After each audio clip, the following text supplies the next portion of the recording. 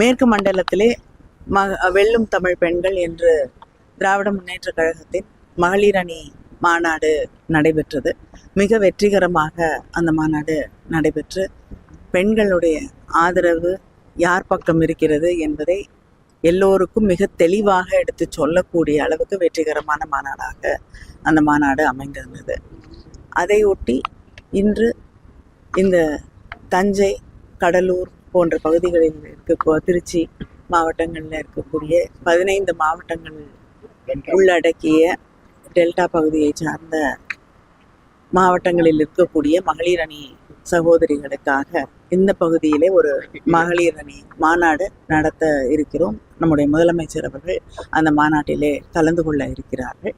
நிச்சயமாக தமிழ்நாடு முழுவதும் பெண்கள் திராவிட முன்னேற்ற கழகத்தை சார்ந்து இருக்கிறார்கள். அவர்களுக்கு திராவிட முன்னேற்ற கழகம் மறுபடியும் வெற்றி பெற வேண்டும் என்பதிலே அவர்கள் உறுதியாக இருக்கிறார்கள் என்பதை எடுத்து சொல்லக்கூடிய மாநாடாக இந்த மாநாடும் நிச்சயமாக அமையும் என்று நான் நம்புகிறேன்.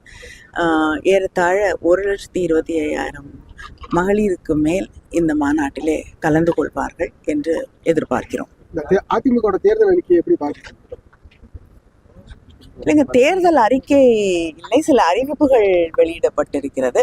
சில அறிவிப்புகள் நான் முன்னாடியே சொல்லியிருக்கேன். அவங்க முன்னாடியே திட்டமாக அறிவித்ததையே செயல்படுத்தாததுனால அவங்க மறந்துட்டாங்க. ஸ்கூட்டி கொடுக்குற திட்டம்லாம் பிரதமரை அழைத்து அவங்க அதை ஒரு திட்டமாக அறிவித்தார்கள். அது யாருக்கும் கொடுக்காததுனால அவங்க அதை மறந்துட்டு இப்போ மறுபடியும் தேர்தல் அறிவிப்பாக அறிவித்திருக்கிறார்கள். அதனால அதை பற்றி கருத்து சொல்றதுக்கு என்ன இருக்கு? நம்ம இப்ப பியூஷ் கோயல் இப்ப தற்போது ஆலோசனை பண்ணிக்கிட்டு இருக்காங்க. எங்களோட கூட்டணி தற்போது வலுப்பெற்று இருக்கு அப்படின்ற மாதிரி அதிமுக சார்பில் சொல்லிட்டு இருக்காங்க. அதை பத்தி எங்களுடைய கூட்டணி மக்களோடு இருக்கக்கூடிய கூட்டணி. முதலமைச்சர் அவர்கள் இத்தனை ஆண்டுகளாக மக்களுக்காக செய்திருக்கக்கூடிய சாதனைகளை உணர்ந்த கூட்டணி. அதனால இந்த கூட்டணி நிச்சயமாக வெற்றி பெறும். அவங்க யாரை சேர்த்தாலும் உடன்பாடே இல்லாதவர்கள் இணைந்து ஒரு கூட்டணியை உருவாக்கினால் அது எப்படி வெற்றி பெற முடியும்? மேடம், இன்னைக்கு அந்த பிஎஸ் ஸ்கூல் கூட்டணி சார்பாக எல்லா தலைவரும் சந்திக்கிற ஜி.கே. வாசன், பாமக தலைவர்லாம். ஆனா அதுல அதிமுக தலைவர்னு சொல்லக்கூடிய எடப்பாடி எந்த கூட்டத்திலுமே அவங்க அழைக்கலையே. அது நீங்க எடப்பாடி கிட்ட கேட்க வேண்டிய கேள்வி. அவர் தான் அதுக்கு பதில் சொல்ல முடியும். அந்த கூட்டணியில இருக்கக்கூடியவர்கள் தான் ஏன் நாங்க தொடர்ந்து சொல்லி கொண்டிருக்கிறோம். இன்னும் கொஞ்ச நாள்ல அதிமுக பத்திரமாக இருக்க வேண்டும் அப்படிங்கிற கவலை தான் எங்களுக்கு எல்லாருக்குமே இருக்கு.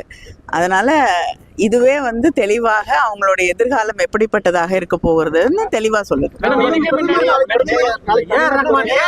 பிரச்சனைக்கு ஏற்கனவே பதில் சொல்லிட்டோம் அப்படின்னு சொல்லி அண்ணாமலை சொல்லியிருக்காரு. பிரச்சனை முடிஞ்சிருச்சு அப்படின்னு சொல்லி உங்களுக்கு பதில் சொன்னா சொல்லியிருக்காரு. நான் சாரிங்க, நான் அவரோட கருத்தை என்ன சொன்னாருன்னு நான் கவனிக்கல. எனக்கு தெரியல என்ன சொன்னாருன்னு தெரியல எனக்கு. பிரதமர் நாளைக்கு தமிழகம் வராரு, எப்படி பாக்குறீங்க?